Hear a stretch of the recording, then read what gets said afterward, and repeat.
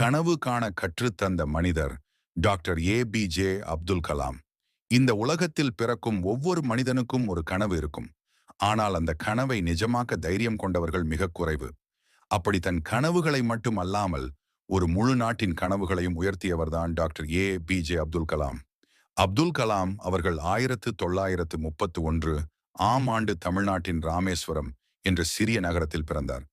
அவருடைய குடும்பம் மிகவும் சாதாரணமானது. பணக்கார குடும்பம் இல்லை.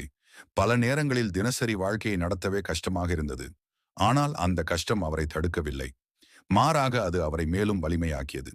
குழந்தையாக இருந்த காலத்தில் கலாம் அவர்கள் மிகவும் உழைப்பாளி. பள்ளிக்கு போகும் முன்பும் பள்ளி முடிந்த பிறகும் பத்திரிகை விற்று குடும்பத்துக்கு உதவி செய்தார். ஒரு சிறிய குழந்தை இந்த அளவுக்கு பொறுப்பு எடுத்தது அவருடைய வாழ்க்கையின் முதல் வெற்றியாகும்.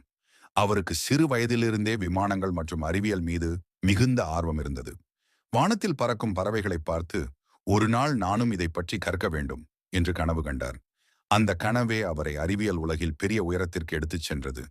கல்லூரியில் அவர் ஏரோநாட்டிக்கல் இன்ஜினியரிங் படித்தார். படிப்பு எளிதாக இருக்கவில்லை.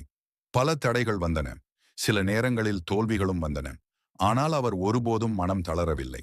அவர் எப்போதும் சொல்லும் ஒரு வரி, dream dream dream. Dreams transform into thoughts and thoughts result in action.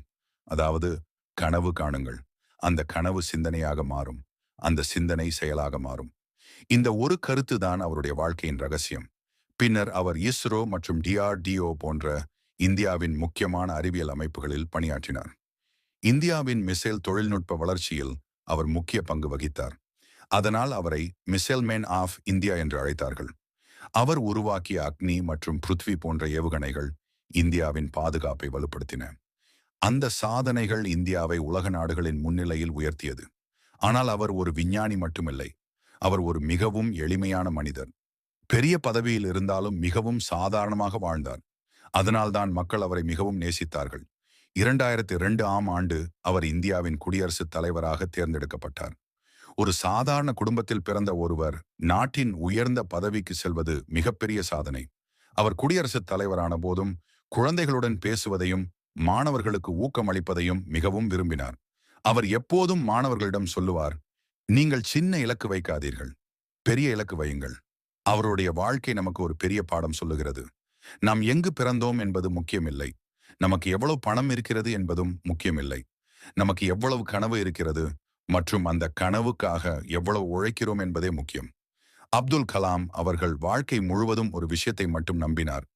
கல்விதான் ஒரு மனிதனின் வாழ்க்கையை மாற்றும் மிகப்பெரிய சக்தி. அவர் எப்போதும் மாணவர்களை சந்தித்து அவர்களிடம் பேசினார். இந்தியா ஒரு வளர்ந்த நாடாக ஆக வேண்டும் என்பது அவருடைய பெரிய கனவு.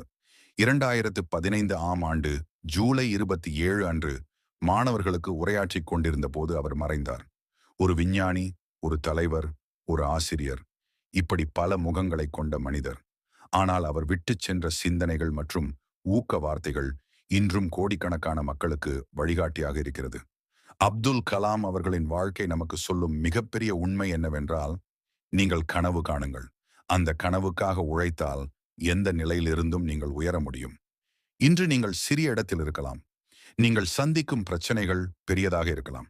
ஆனால் ஒரு விஷயம் நினைவில் வைத்துக் கொள்ளுங்கள். ஒரு சிறிய கிராமத்தில் பிறந்த ஒரு சிறுவன் இந்தியாவின் குடியரசுத் தலைவராக உயர்ந்தான்.